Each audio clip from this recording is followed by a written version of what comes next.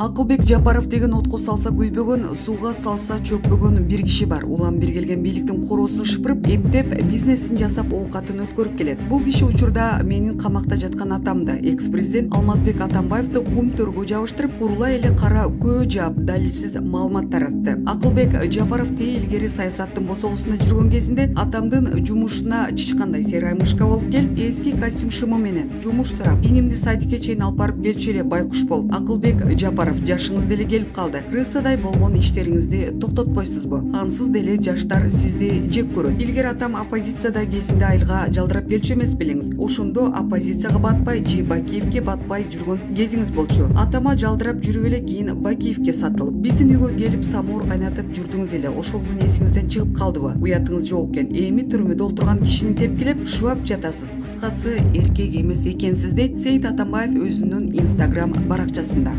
Атамбаевдин уулу кумтөр боюнча комиссияда айтылган айыптоону четке какты. Мурдагы президент Алмазбек Атамбаевдин уулу Сейитбек Атамбаев кумтөр алтын кенидеги ишмердүүлүктү текшерип жаткан мамлекеттик комиссиянын отурумунда атасынын дарегине айтылган айыптоолорго жооп кайтарды. Ал 13-майда Facebook'тагы жеке баракчасына комиссиянын төрагасы, Жогорку кеңештин депутаты Акылбек Жапаров курула эле кара көө жаап, далилсиз маалымат таратты деп жазды. 12-майда Жапаров комиссиянын отурумунда Центера компаниясынын 2011-жылы Кыргызстанга демөөрчүлүк акчасын президенттик шайлоого пайдалануу ыктымалдыгы изилденип жатканын айткан жана Атамбаев Алмаз Шаршенович шайлоо өнөктөг учурунда Центера компаниясынан $10 миллион алган деп билдирген. Кыргызстанда 2011-2017 жылдары башкарган Атамбаев азыр абакта отурат. 2019 жылы ал Крим Төбөл Азиз Батукаевдин түрмөдөн бошотулушуна байланыштуу камакка алынып 11 жылга кесилген. Мындан тышкары ал кой таш окуясы үчүн да айыпталууда. Кумтөр боюнча мамлекеттик комиссия 12-майдагы жыйынында Кумтор Голд Кыргызстанга салык жана экологиялык санкция түрүндө $4 миллиард 252 миллион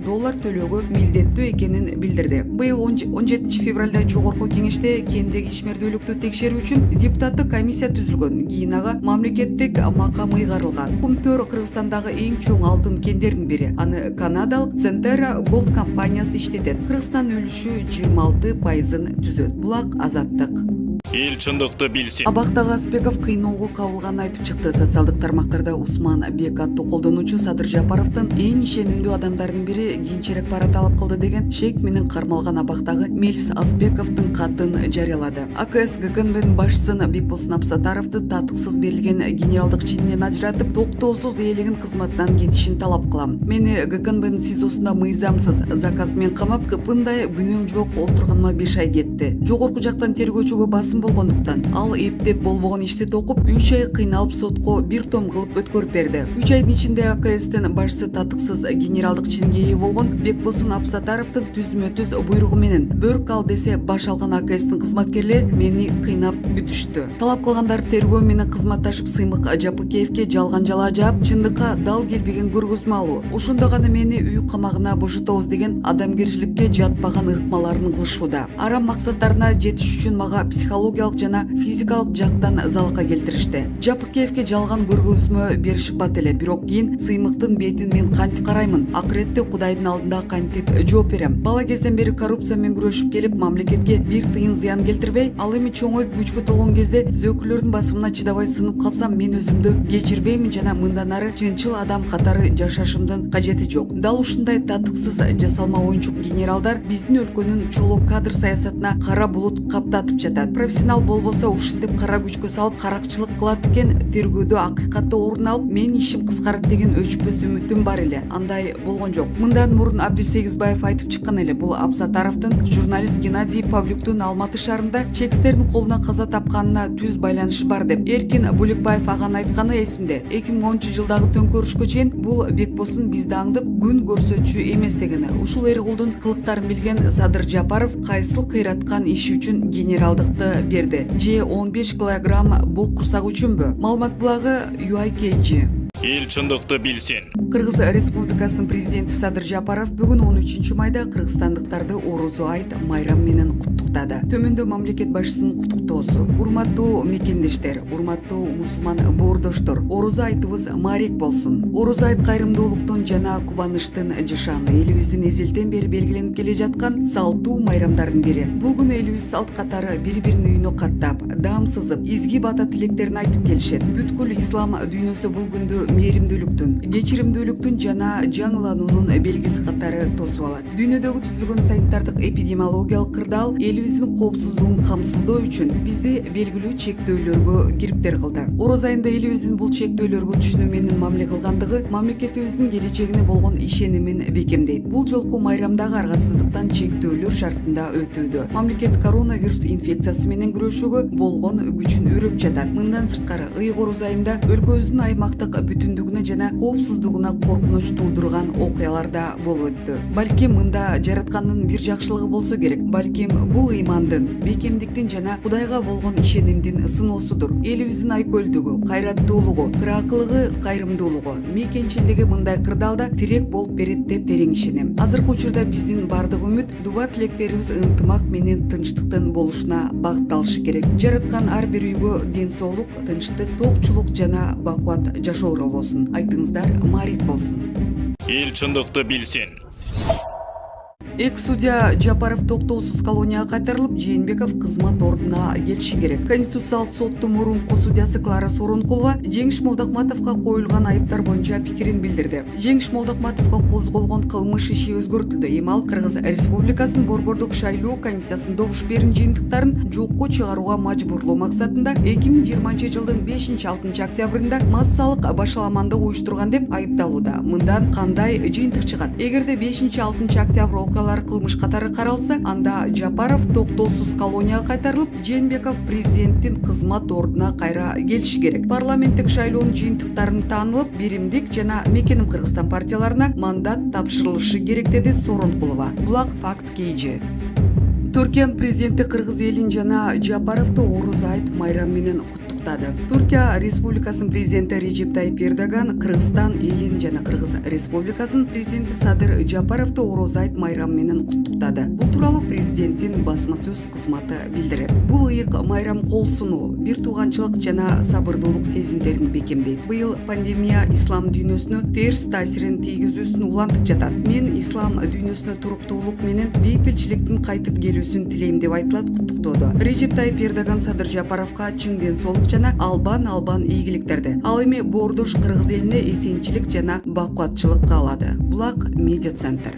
Казань бийликтеги интернетти чектөөнү кыйтты. Казандагы трагедиядан кийин Орусияда интернетти чектөө, курал жарак сатуу эрежесин каталдаштыруу жана окуу жайларда балдарды улуттук идеологияга тарбиялоо демилгелери көтөрүлүп жатат. 7 окуучу менен 2 мугалимдин өмүрүн алган Казань шаарындагы 175-гимназиядагы трагедиядан кийин Татарстан аза күтүүдө. Шейшембиде эртең менен саат 11-де миңдей бала билим алган мектепте бир нече жардыруу болуп, андан соң куралчан адам 1-кабаттагы класска кирип барып окуучуларга ок аткан. Бул Каргашада 8-класстын 7 окуучусу жана балдарды коргогон 2 мугалим каза болгонун кабарланды. Жалпы 32 адам жабыркап, 23-ü ар кандай жарат менен ооруканага түштү. Жардыруу менен ок аткылоо маалында үстүнкү кабаттагы айрым окуучулар терезеден секирип кеткен. Адам сыягы жок неме класска кирип келип аткылай баштаганда менин балам менен жандагы окуучу партанын астына жата калып өлүктөй түр көрсөтүшкөн. Ок алардын үстүнкү кийимдерин тешип далга тийген экен. Тез жардам менен ооруканага алып келип, дароо операция жасашты. Балам үн чыгарбай эле олтурат. Бизди аяп жатат окшойт. Анын көз алдында эле классташтарын атып салбадыбы, деди жарат алган окуучулардын биринин энеси. Булак Азаттык. Эл чындыкты билсин. Көңүл буруңуз. Манас аэропортунда чек арадан жана бажы көзөмөлүнөн өтүү схемасы өзгөртүлдү. Манас эл аралык аэропорту ачык акционердик коому Манас аэропортунун аэробекет комплексинде эл аралык каттамдардын жүргүнчүлөрүнүн кыймыл схемасы өзгөргөндүгү жөнүндө билдирет. Маалымат кылайык, 2021 жылдын 4-майынан тарта Манас аэропортунун аэробекетинде АБК жүргүнчүлөрдүн чек арадан жана бажы көзөмөлүнөн өтүү схемасы өзгөрүлдү. Өзгөртүүлөр эл аралык каттамдардын жүргүнчүлөрүнө гана тиешелүү. Каттоодон жөнөтүү жана жүктөрдү тапшыруу мурдагыдай эле Манас аэробекет комплексинин 2-кабатында жүргүзүлөт. Ал эми чек ара жана бажы көзөмөлүнөн өтүү аэропорттун батыш канатындагы 3-кабат АБК-2 жаңы имаратында жүргүзүлүүдө. Мындай өзгөрүүлөр эл аралык каттамдардын жүргүнчүлөрүн тейлеген АБК-2 жаңы имараттын курулуп бүтүшүнө жана пайдаланууга берилишине байланыштуу. Жүргүнчүлөргө ыңгайлуу шарт түзүп берүү максатында аэробекеттин аянты кеңейтилди. Азыр анын аянты 8,2 миң чарчы метрди түзөт. Жаңы 3 кабаттуу АБК-2 имараттын аянты 4,5 миң чарчы метр. Эл аралык каттамдарды учуп келүү жана учуп кетүү тейлөөчү сектордун аянты дээрлик 3,7 миң чарчы метрди түзөт. Булак медиа центр. Эл чындыкты билсин. Кылтылдап кыргыз баратса кылгырып көздөн жаш тамат. Кылгырып көздөн жаш тамып турат. Себеби өлкөбүздүн экономикасы кылтылдап араң жүрүп баратат. Өкмөт кабинет бол башына экономикадан түк түшүнүгү жок, битин сыгып канын жалаган. Акча дегенде ак эткенден так эткендер келишти. Окшошконго мушташкан кыл биз акча дегенде ичкен ашын таштаган Новиков сыяктуу көпөстөргө кыргыздардын экономикасын ишенип карматканыбыз аз келгенсип, жанын эс алганда ырдап берип турсун деп Жылдыз Бакашева сыяктуу китепканачыны кошуп койдук. Деги дагы эле карышкырларга кой кайтарта баштадыкпы? Бүгүнкү дүйнөдө экономиканын тармагы абдан кеңири кулач жайган. Алсак, маркетинг, менеджмент, финанса, макроэкономика, микроэкономика. Негизги эки тармак микроэкономика менен макроэкономикага токтоло кетели. Бир үй бүлөнүн жай чарбасы же фирма экономикалык көз караш менен алганда бирдей деңгээлде эле каралып, микроэкономикада окутулуп үйрөтүлөт. Үй бүлөнү же фирманы көтөрүш үчүн эмнелерди билиш керек? Албетте, базар баасын, сунуш талапты кантип сатыш керек, кантип алыш керек. Муну азыркы кыргыздардын бок мурун балдары деле билет. Биздин азыркы кабинетте иштегендердин экономикадагы деңгээли ушул эле. Анын үстүнө 90-жылга чейин бизнес жок болгондуктан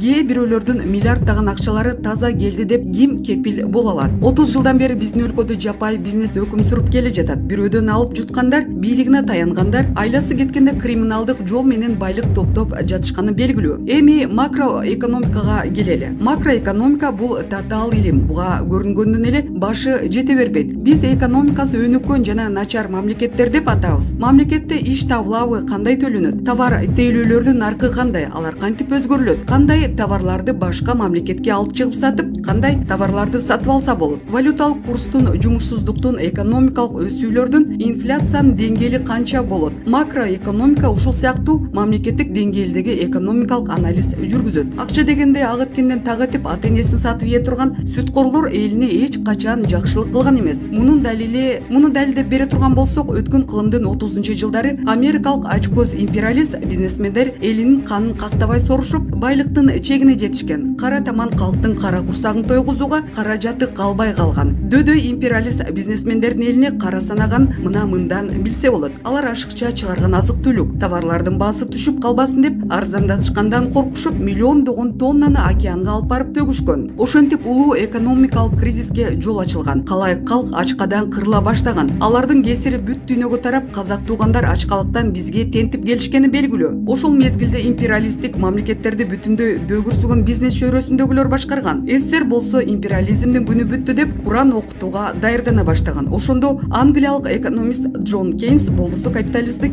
дүйнө урап калмак. Кейнс рыноктук экономикага негиз салып, микроэкономикалык бизнесмендердин экономикасын аттап өтүп, макроэкономикага жол ачкан. Кейнстин эмгеги менен мамлекет экономиканы жөнгө салуунун жолдорун тапкан. Монополист бизнесмендерге мурунтук салынып, рынок экономикасынын шарттары иштелип чыккан. Мына биз да мамлекетибиздин экономикасын жеп жутарлардын колуна салып берип койдук. Сүткө оозун күйгүзгөн айранды үйлөп ичет дешчү ата бабабыз. Биз 2 жолу сүткө оозубузду күйгүздүк. Сүткө тойгон торпоктой болгон Сапар Исаковго окшогондор дардалаңдап жүрүп кыргыз элине не деген шумдуктарды көрсөтпөдү. Ак пейил кыргыз элибиз да жутардан тажабай койдук. Бизге элдин түшүгүн сезген жетекчилер дем алган абада эле керек. Булак Назар Ньюс.